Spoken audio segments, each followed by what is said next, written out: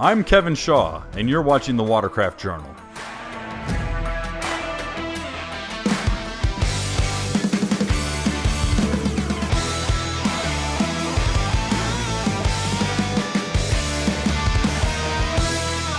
To say that 2021 didn't go according to plan would be an understatement.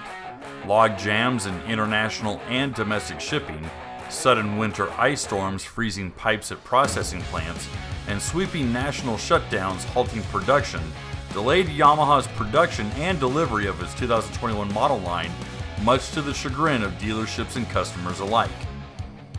Add to that the perfect storm of ever-increasing public demand and the reveal of a newly redesigned VX and GP lineup, Yamaha had more than its fair share to contend with in a single model year.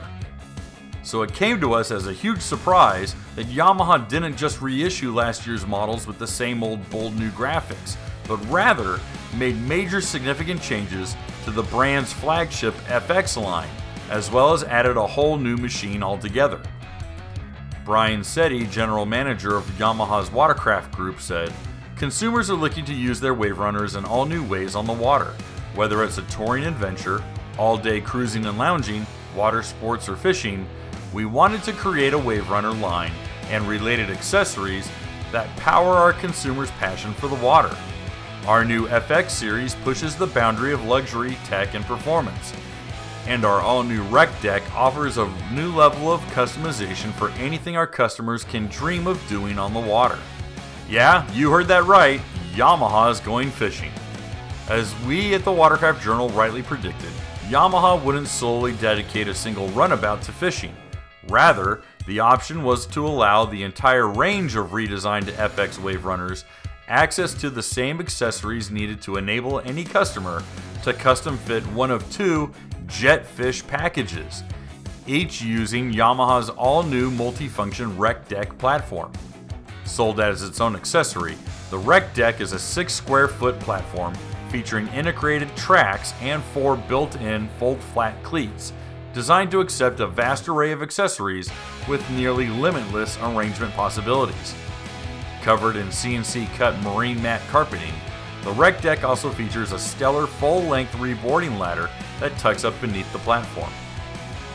The Rec Deck can be mounted to any 2019 and up FX WaveRunner, and surprisingly, can be removed to return the FX to normal use in just a few minutes. A separate multi-use rack is used to rigid mount the premium Jetfish package, as well as the lounging package's folding 25-inch wide rear-facing folding bench chair, cup holders, and saddlebags. The lower-tier Jetfish package forgoes the multi-use rack, strapping the cooler down with motorcycle-style straps, but includes the same Engel 45 Jetfish branded cooler, rod holders, cup holders, and tow eyes.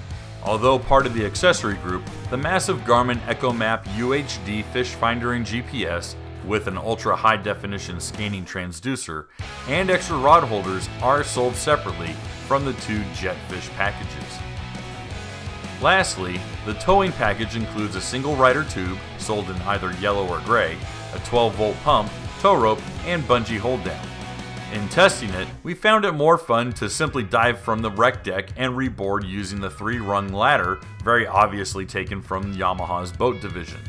The fold-flat cleats will receive any number of bungees or straps to tie down extra fuel, a cooler full of drinks, or a small camping grill, and don't you think we haven't thought of it.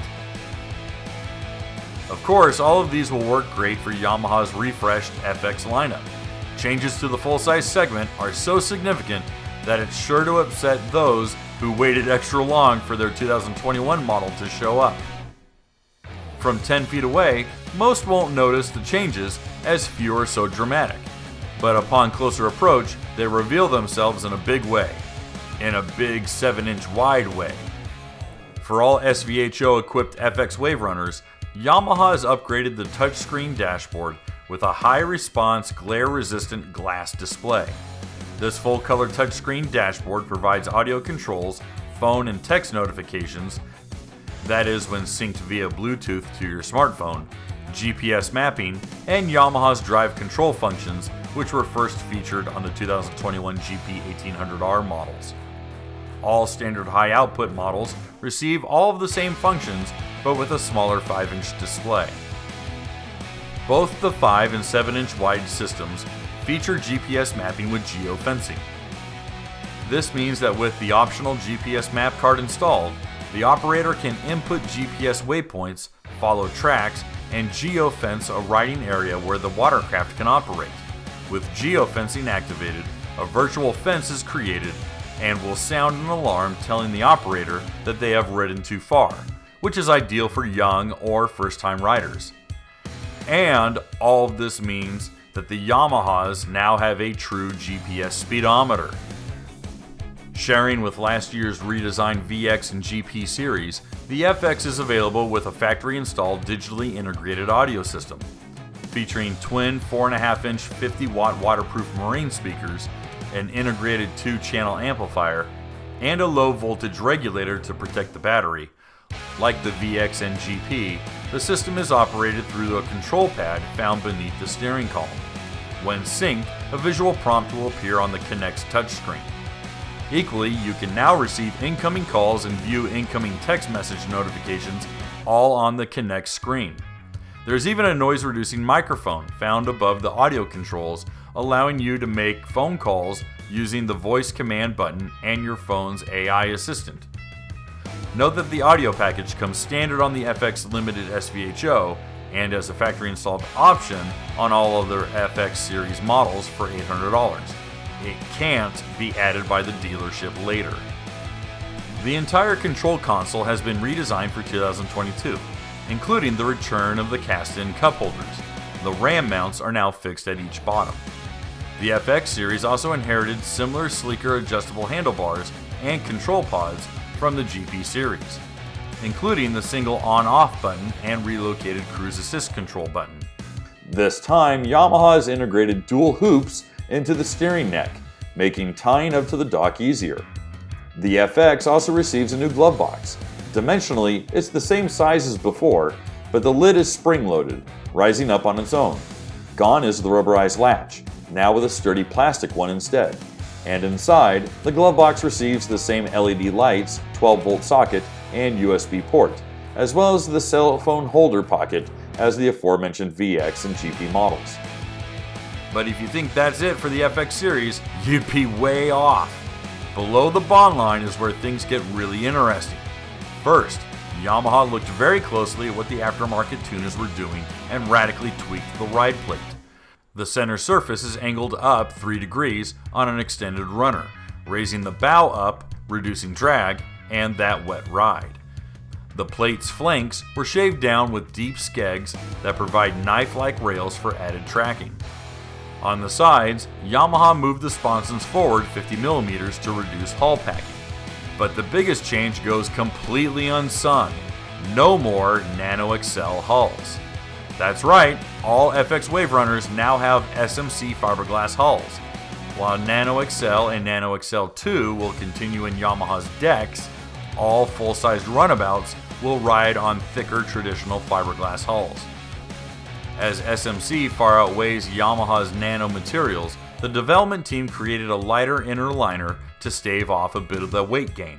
Regardless, all FX HO models increase by 4 pounds, while those SVHO-equipped FX models gained 40 pounds across the board.